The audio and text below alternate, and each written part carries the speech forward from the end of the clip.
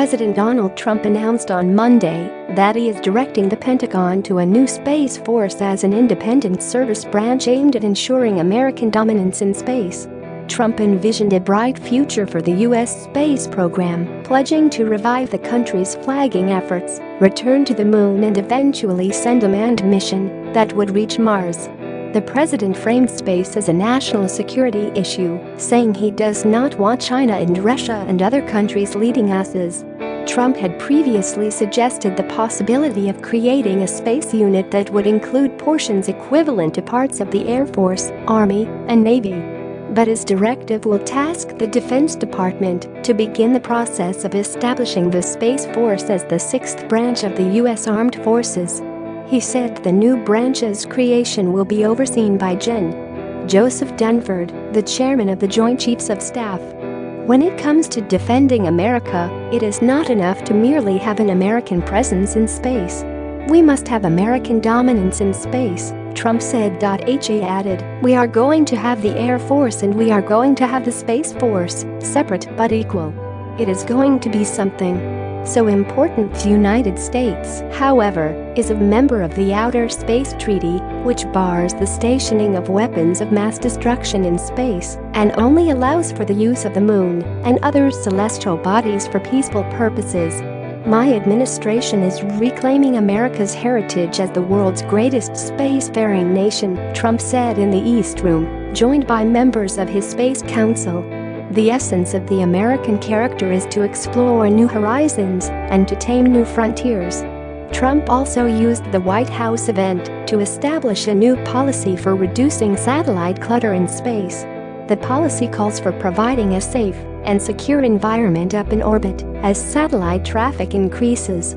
It also sets up new guidelines for satellite design and operation to avoid collisions and spacecraft breakups.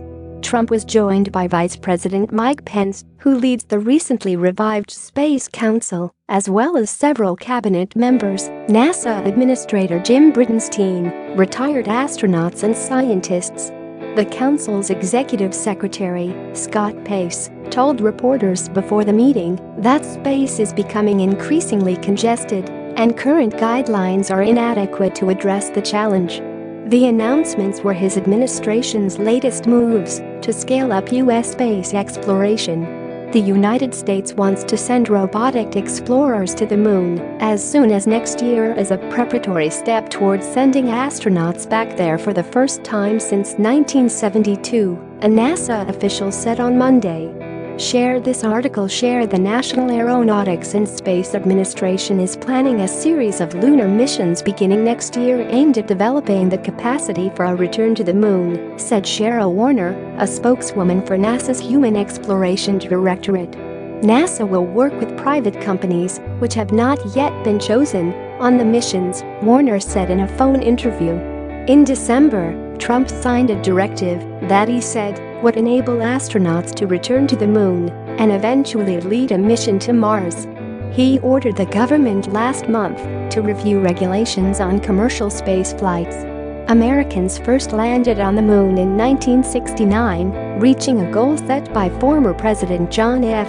Kennedy in 1961 and capping a decade-long space race between Washington and Moscow. Since then, U.S. efforts to explore beyond the Earth's orbit have largely focused on remote spacecraft that do not have human crew members, though American presidents have repeatedly raised the idea of sending human explorers back to the moon or further. President George W. Bush in 2004 said humans would return to the moon by 2020. His successor, President Barack Obama, said in 2016 the United States would send humans to Mars by the 2030s.